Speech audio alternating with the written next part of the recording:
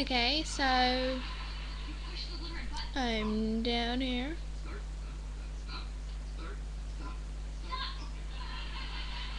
I did all my chores, so I'll get £10.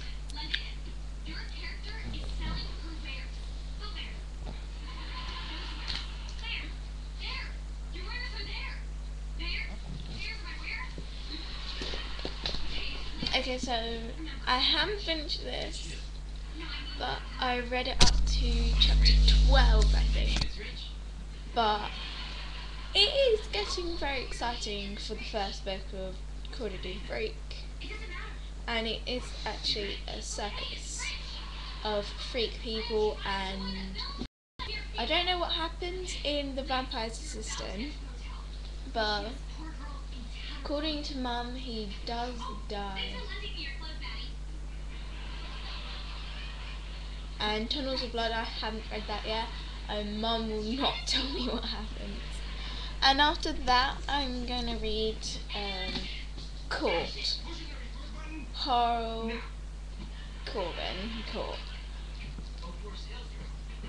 And it is actually, according to Mum, is a very...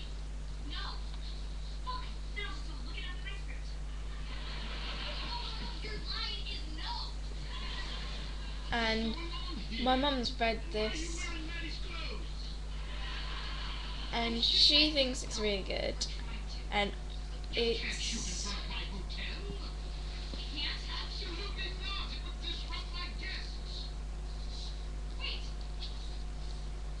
about a 17-year-old Marley Whitwood is a good girl, the pride of her stubborn New Jersey family, capital of the lost team, headed off to college next year with the hopes and dreams her doting parents can pin on her, which is why when her mother wakes up one morning to find out that Haley never came home the night before and 3 months quickly pass out by the word with the girl, the community assumes the worst. Wendy tries to support her on a mission to indeed and bring sexual predators via... I don't even know that one. These are big words.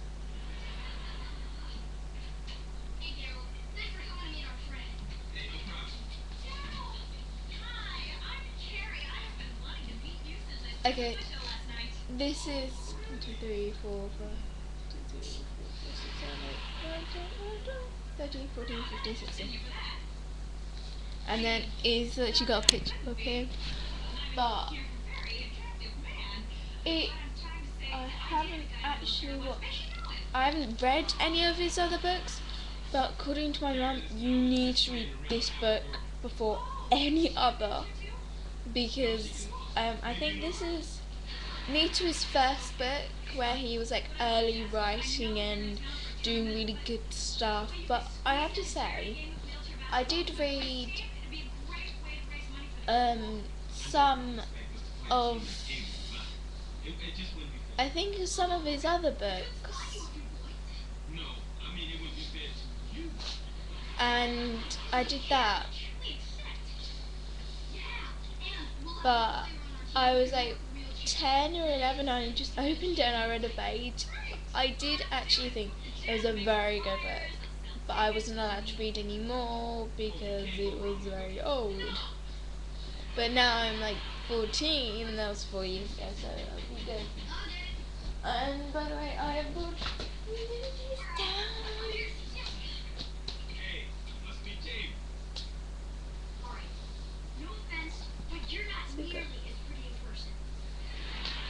Okay, the Master of Disguise, as you see yesterday. The challenge.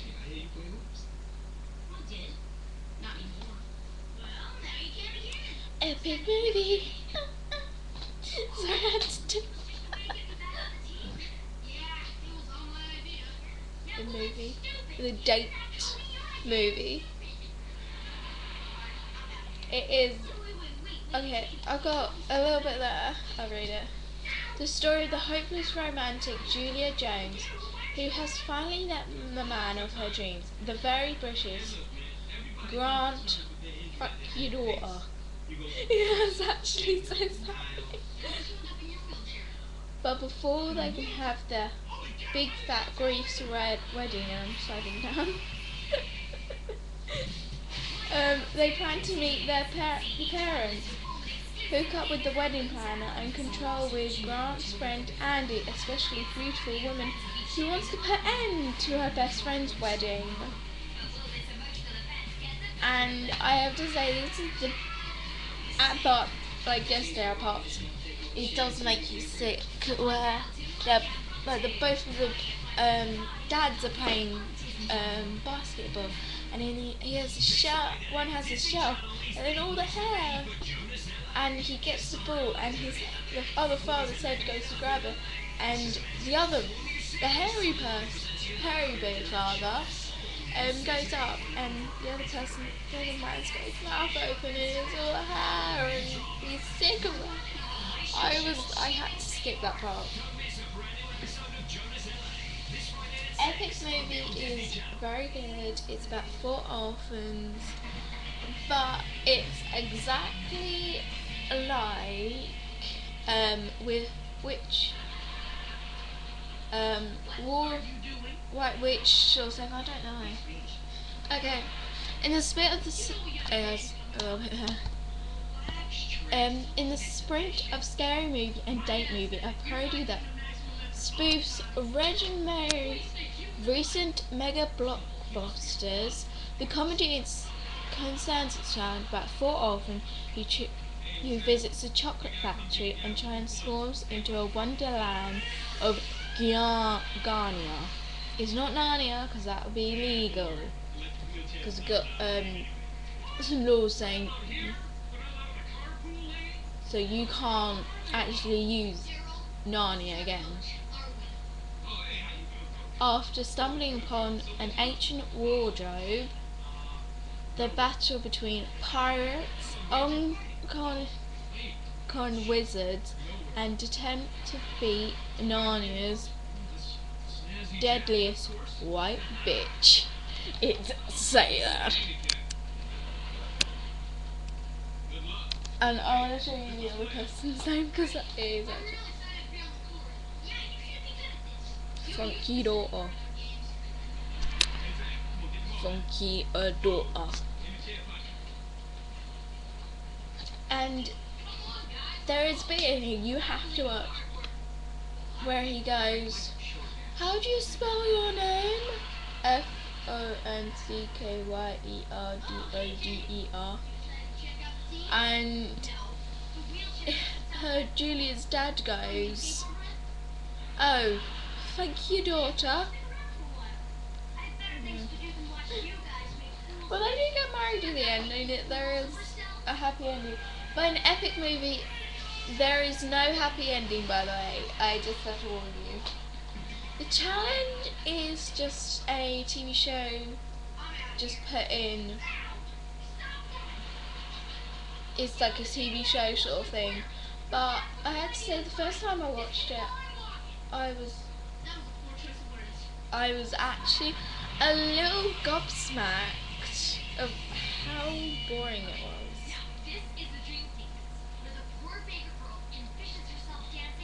But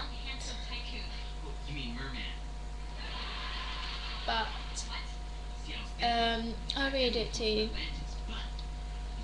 Our parents, up like Lizzie and a laid-back tree hugger Shane, have to learn to live and work together as a team on a popular TV reality adventure show. A college scholarship is the price at stake. Will the show's producers, using similar rivals as a rating tastic, this will bring the girls closer or push them apart forever? I thought, hold on.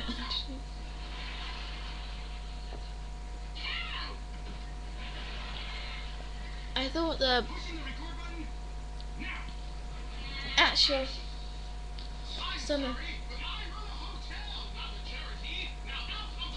some of these bits where they're going eating challenge somebody did throw up, and it did make me a little bit sick.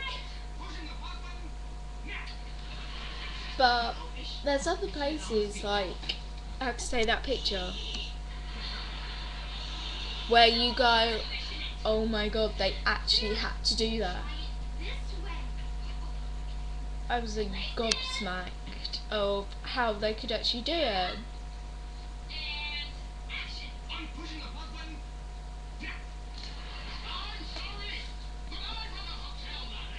And it does have a happy ending, but I wouldn't watch it as a teenager. Yes, you do. You can come with me.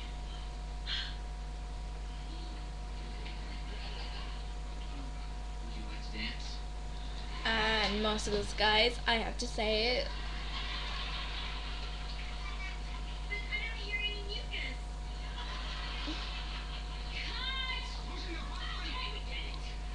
Okay, so I have to say this is my best one out of the three. No, I think it says muckus. Because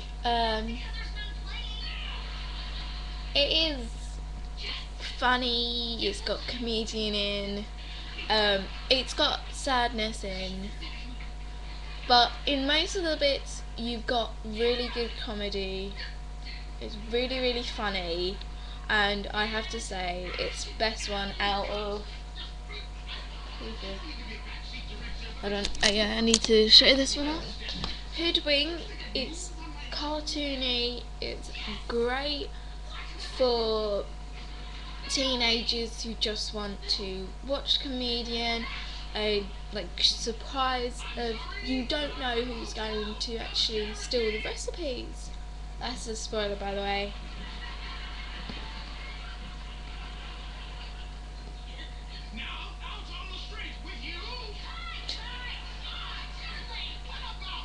I would just say this is for 10 to 11-year-old girls with very good stomachs. I have to say, teenagers who just want to be...